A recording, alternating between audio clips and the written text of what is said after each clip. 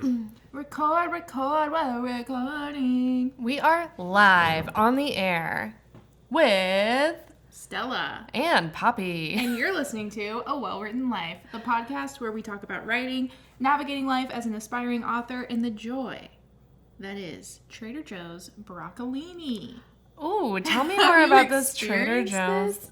I said Trader Jones. No, Trader Joe's broccolini. TJ's broccolini. It's my new favorite vegetable. It's like baby broccoli.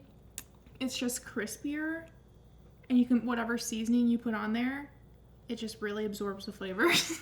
A new favorite vegetable is like a big deal. I It's do. like, I have a new favorite So vegetable. what was your previous favorite vegetable? Like what has been dethroned by the broccolini? See, I was always really into cucumbers. Oh. I know that like the purists out there are going to say that it's a fruit because it's got seeds. Right, but it's a culinary vegetable. Didn't we just talk about, I'm having deja vu. Didn't we just talk about this? Did we? I feel like we recently had a conversation about vegetables. We talk about vegetables at the beginning of every episode. I'm really passionate about veggies. It's like it's probably my number 2 passion outside of writing. Podcasting is like number 10. Writing, veggies, cats, sleeping, taking time off work, Sun, blah, basking blah. in the sun. Podcast. Well, speaking of things we're passionate about, Stella. That brings us to the first segment of every episode, which is Weekly Inspirations, where I ask Poppy, what's inspiring you this week in 1 minute or less? Okay, I'm going to keep this short and sweet, people. It is Miranda Lambert's album, Palomino. Okay. Wow. I think it's from 2022. It's not new. It's new to me.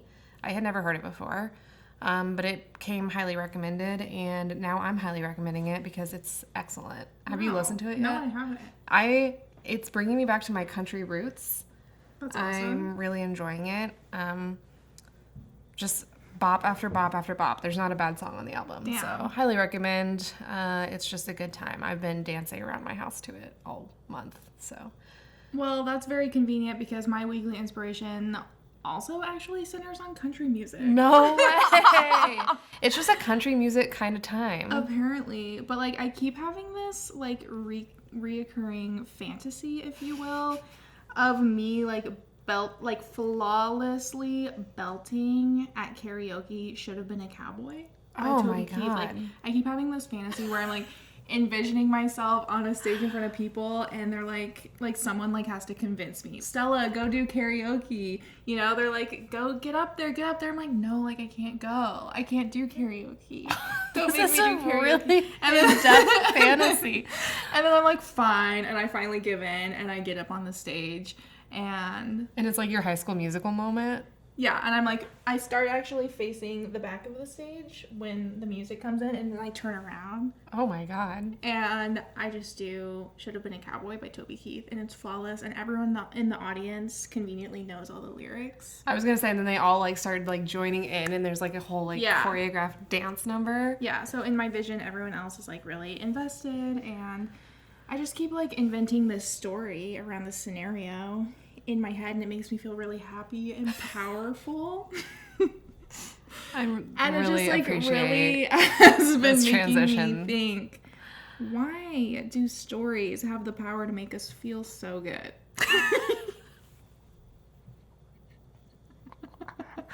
This is Why? maybe the most of all of your like smooth transitions. This is maybe the most impressive. Why are stories so important to humanity that they really follow us throughout our daily lives, like all the time, whether we're like reading one, watching one, listening to one in like a podcast format, or, you know, songs that tell stories, Or even people just are really into them. to me? Even just having a conversation. People tell stories. Yes. Dreams, dude. Daydreams, such as my Toby Keith daydream. Why? Like, why is it so important to our lives? You know? It's a Everyone great is question. invested in stories. So that brings us to the topic of this week's episode, which is just answering the question, why are we drawn to stories? The science behind storytelling. Or as I like to call it, the Lisa Cron fangirl episode. Hell yeah. It's where we attempt to answer that question, I should say. Why are we drawn to stories? And by we attempt to answer that question, I think what we mean is we look to the experts, gather up their attempts to answer that question, and share them with you. Now, regurgitate that information. Yeah, so I know we've talked on this podcast before about Lisa Cron and how just brilliant she is, and her books, which I found so fascinating, Story Genius and Wired for Story. Both of them I would highly recommend if you have any interest in writing a compelling story, improving your writing. I think that she breaks it down in a way that it just makes a lot of sense and is really helpful. So good. And to be honest with you, a lot of the information that I have for this episode came from those books. So definitely check those out. And should we just dive into it? I mean, yeah. I feel like I found like a bunch of kind of just like a hodgepodge, if you will, of information about like why are people so drawn to stories? Is it because it creates a sense of togetherness? Is it because it allows us to escape our daily lives? Is it really just about escapism? Does it allow us to rehearse future problems and try to like figure out how we would act if something like that were to happen in the real world? Does it just create meaning in our lives, society, and the world? I think it makes us feel connected to the world. It connects us to something bigger than ourselves and to something that matters. But there's actually like studies behind all of this stuff, and Poppy breaks it down very well. So I think we could just get into it. Okay, let's get into it. And to answer your questions, yes. All of those things. No, it does all of that and more, I would say. Like, I think it's like something is in our DNA. Something's in our bones that makes us want to, like, create stories. Yes. You know? Yes. And I have some insight into what that is. Or more accurately, Lisa Cron does. And I'm sharing it with you. So I broke it down into basically 3 main facts. And then after we get through those, we'll talk about some tips that you can use to apply this information to your own writing. So without further ado, science fact number 1. Story serves an evolutional purpose.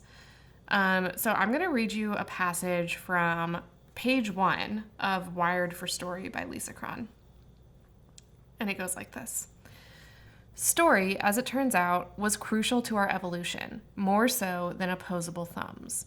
Opposable thumbs let us hang on. Story told us what to hang on to. Story is what enabled us to imagine what might happen in the future and so prepare for it, a feat no other species can lay claim to, opposable thumbs or not. Story is what makes us human, not just metaphorically, but literally. And I think that this is so interesting, and I think it's to the point you were making, Stella, about there's like something inherently human about storytelling. And it's that we use stories to learn about the world, explore the unknown, and prepare for the future. And we've been doing this literally since the dawn of humankind. Oh my God, yeah. So, as back when we were all cavemen, story got around that Bob ate the red berries and ended up dead, and that's how we learned not to eat the red berries. Like, it served a very practical purpose, the storytelling that we used for human survival, literally. I have a quote that directly relates to that, actually. It's from an article that I found in The Atlantic titled "The Psychological Comforts of Storytelling." And it says, humans have been telling stories for thousands of years, sharing them orally even before the invention of writing. In one way or another, much of people's lives are spent telling stories, often about other people. And as Poppy was saying, it started really as an evolutionary mechanism that helped keep our ancestors alive. And I think that same article, it was talking about how there's this theory that, if you tell a story to someone about how to survive, they'll be more likely to actually survive than if you just give them facts.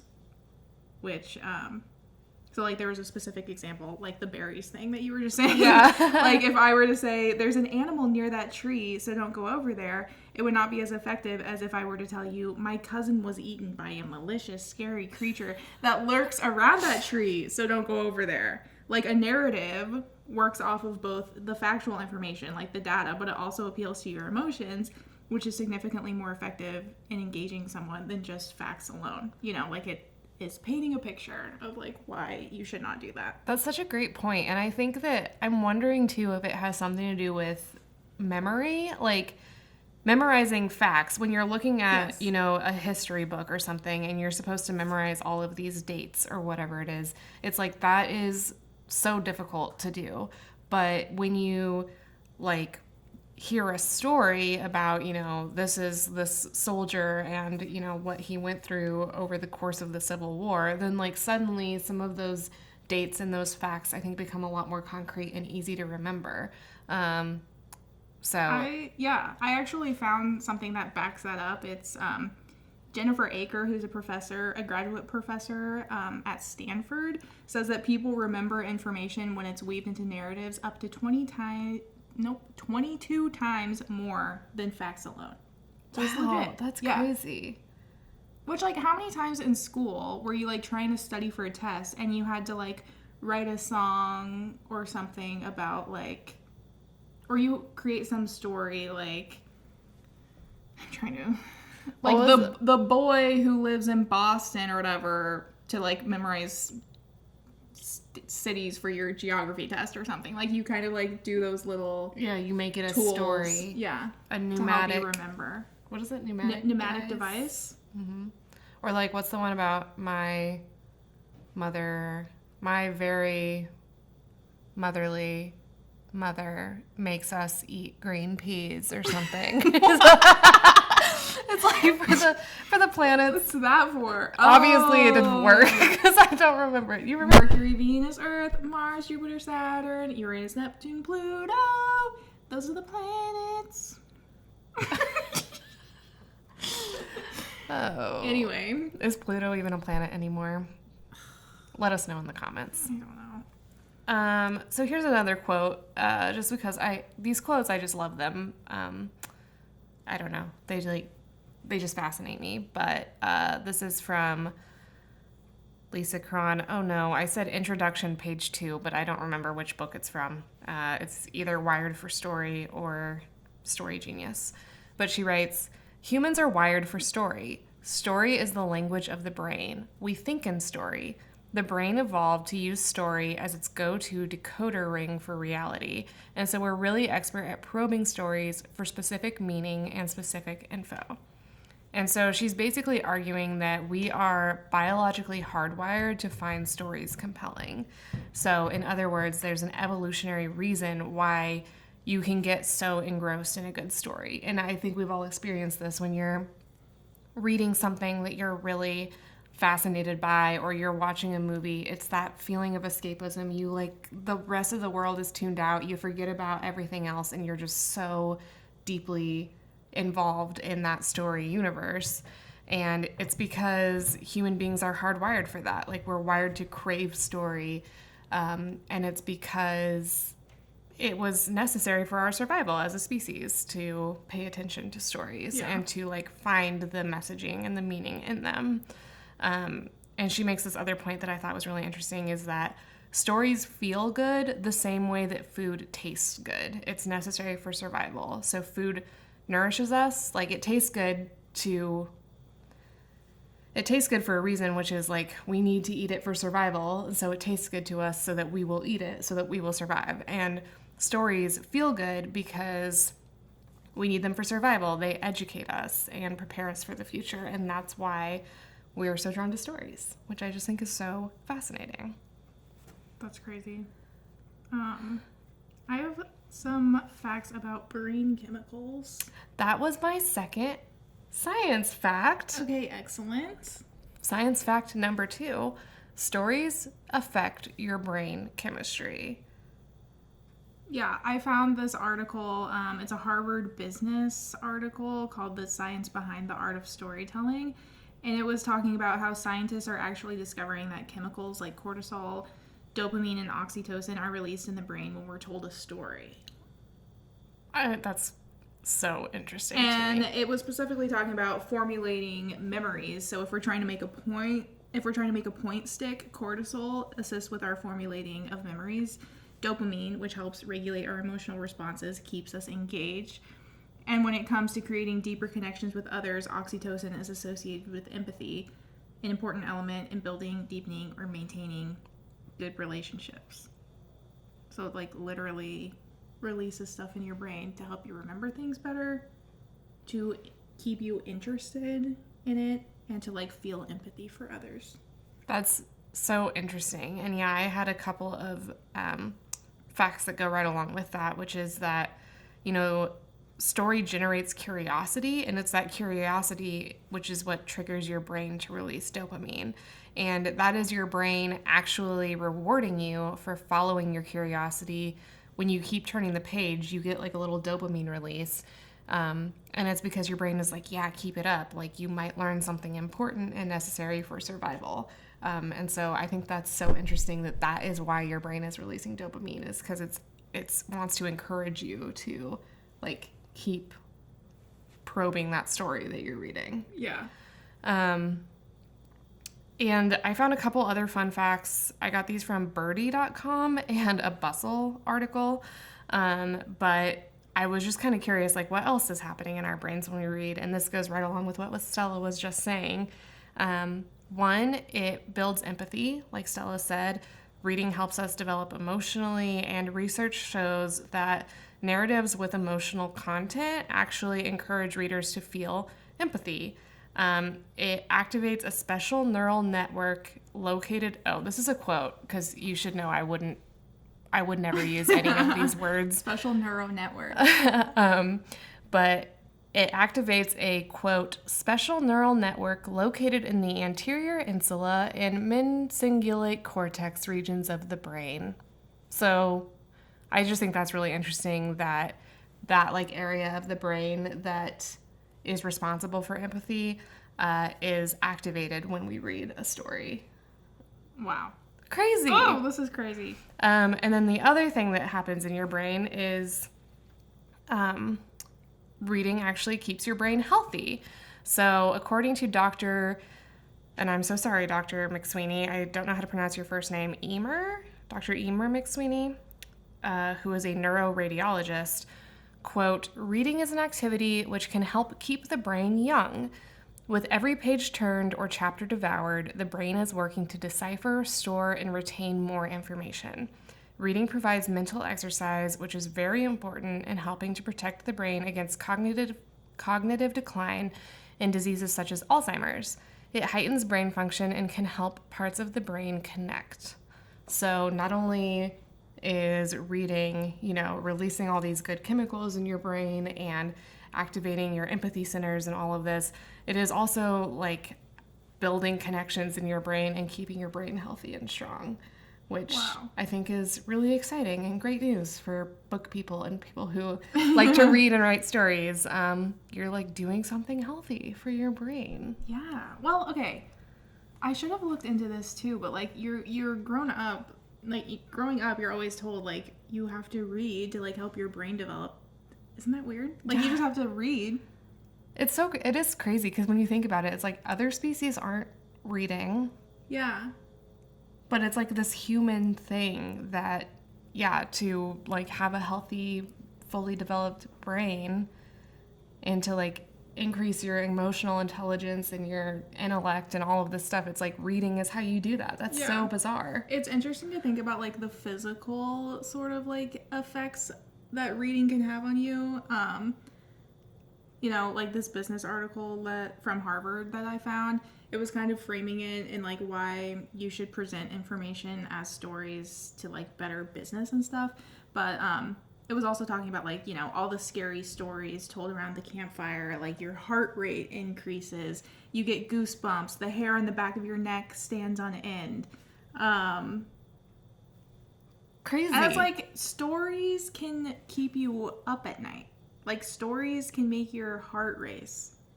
Stories have physical effects on you. A beautiful transition into science fact number 3. Ooh. We don't just read stories, we experience them. Yes. And this is exactly what you were just saying, Stella. It's so fascinating. The thing that's like, I think this is like the most fascinating thing to me about all of this science of storytelling stuff. But It's that MRI studies have shown that when we're reading a story, our brain activity is not that of an observer, but of a participant. So when you read a story, your brain is actually responding as if you are the one experiencing whatever's going on in that story. That's crazy. Yeah. And this is another quote from our girl Lisa. I believe this came from Story Genius, page 13. So if you don't find it there, it's in Wired for Story on page 13. But she says, quote, "We're wired to crave, hunt for, and latch onto what the protagonist feels so that we can experience his struggles as if they were our own. When we're lost in a novel, the protagonist's internal struggle becomes ours, as do his hard-won truths. This is not a metaphor, but a fact." And she gives the example of watching a horror movie, like you were just saying. When the monster attacks, people often have a physical reaction. They pull their elbows and knees in instinctively, quote, balling up to protect their vital organs. And that quote comes from Jonathan Gottschall, who is the author of The Storytelling Animal. Lisa Cron quotes him in the book. But I think that's so interesting, that physical reaction you have when you're watching a horror movie, recoiling. That is like your brain telling you to protect yourself from the attacker. Like, isn't that crazy? That is crazy. Cron writes, and this is funny, I think she wrote this in response to that observation about how people will react physically to horror movies. Quote, "Clearly these are smart people who've seen a movie before, so why on earth would they think that they have to protect themselves from what's happening on the screen?" And the answer is they're not thinking at all. They're experiencing it as if it were happening to them. So they respond the same way they would if they were actually being attacked. Wow. That's why I could only get through like 1 or 2 episodes of the Netflix series Dahmer. Yeah. I cannot keep watching it because it makes you feel like you are in the room with Jeffrey Dahmer. Yeah, it's very creepy. That's a really good example. And then here's the other thing, stories don't just teach us how to navigate the physical world, how to survive a monster attack, how it feels to be in the room with Jeffrey Dahmer, and what berries to avoid. It also teaches us to navigate socially. And this is one more quote from Lisa. "The purpose of every story, is to help us interpret and anticipate the actions of ourselves and of others." So even if you're not reading, a thriller or a murder mystery, because, all this stuff about it's teaching us important stories for survival and how to navigate the world. It's like, yeah, we're probably not going to run into a serial killer or a monster attack, hopefully, and have to know how to navigate that situation. But what we're really looking for is that metaphor and that story of how to survive socially and how to interact with people in the world around us. Totally. Which I think ties into, what we talk about a lot, what we always come back to on this podcast when we're writing is everything in a story is about the effect that it has on your character and how it helps them grow and change as a person. And that's why people read stories. It's to get that lesson. Yeah.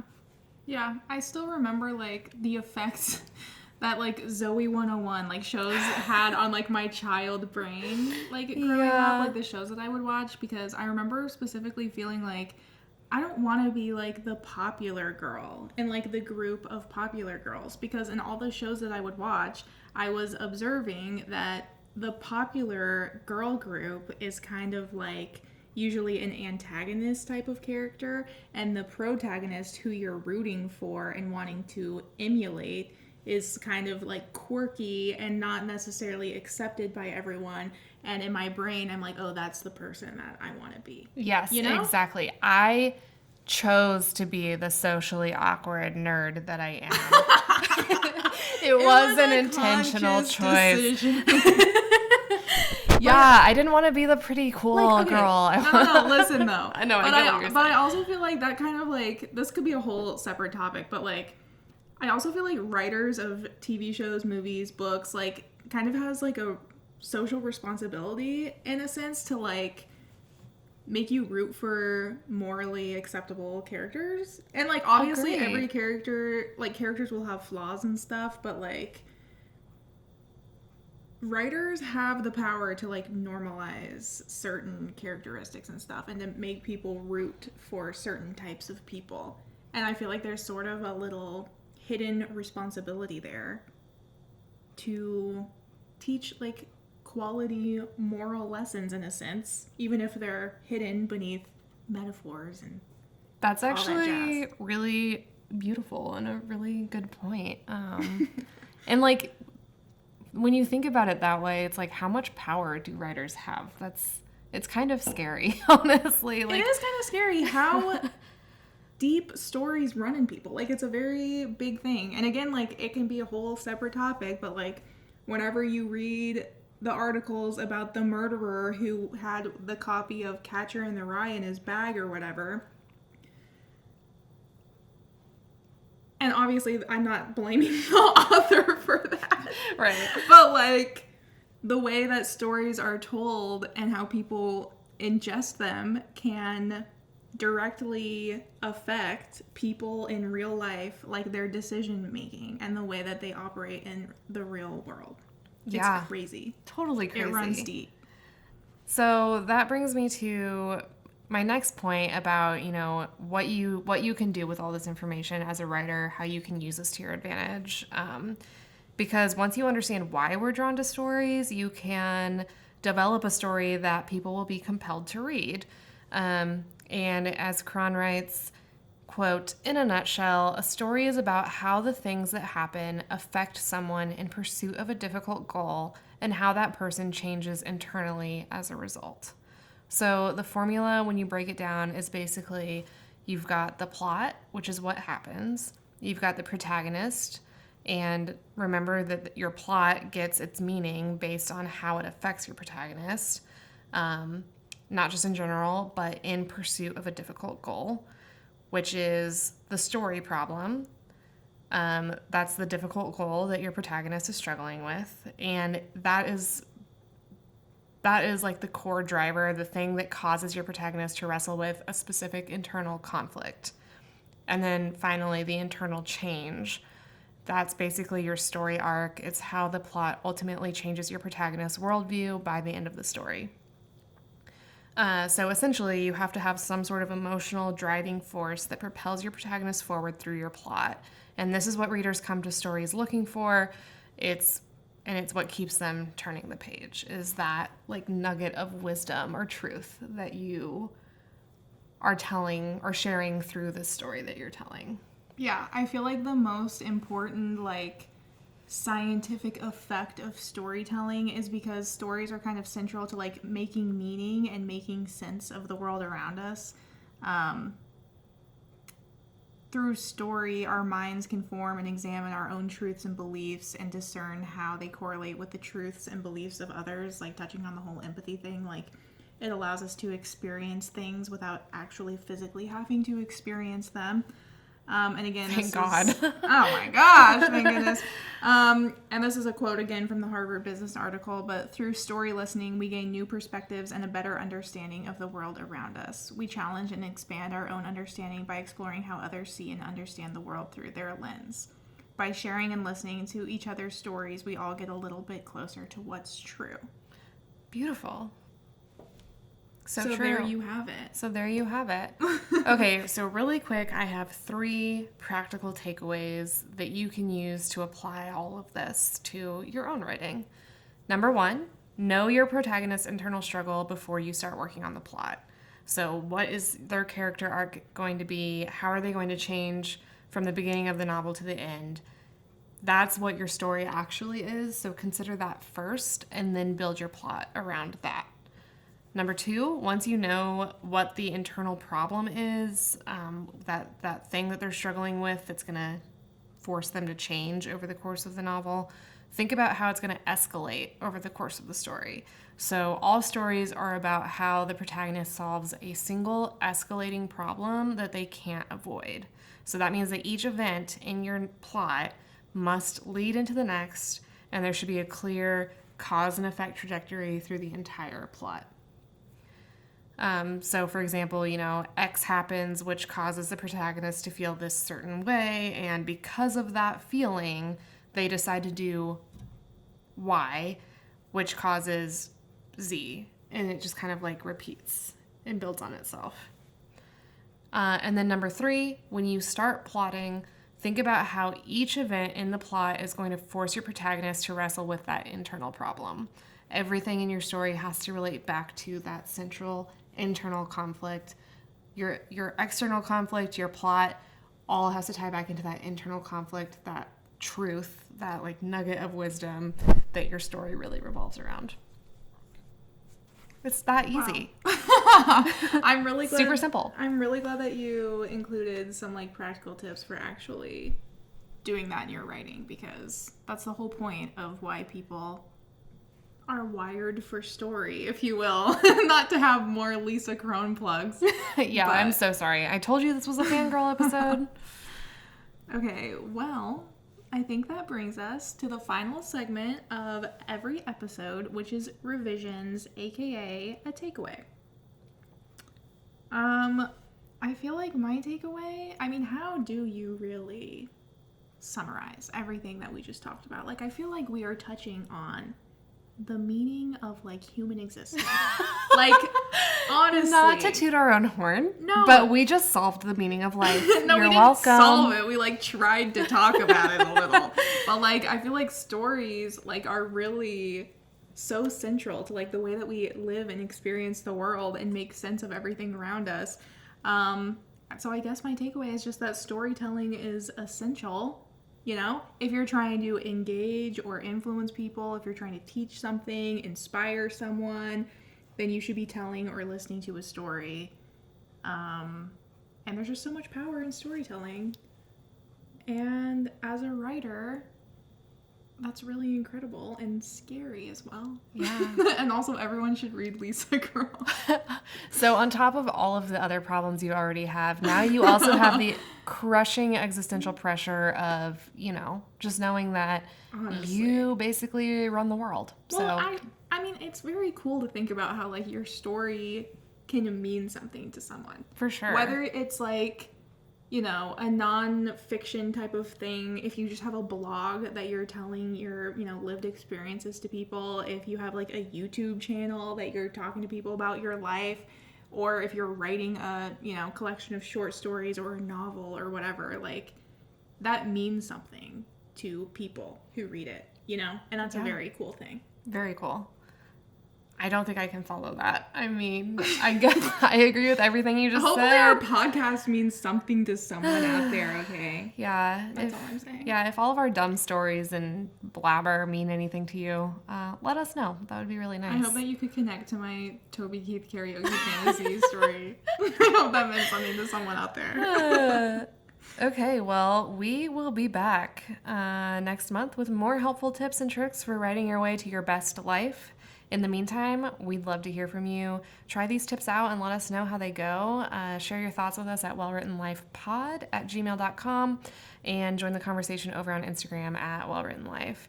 As always, we would love for you to rate, review, and subscribe to the show. It would help us out a lot. And most importantly, keep writing. And cheers to a well-written life. Oh, cheers.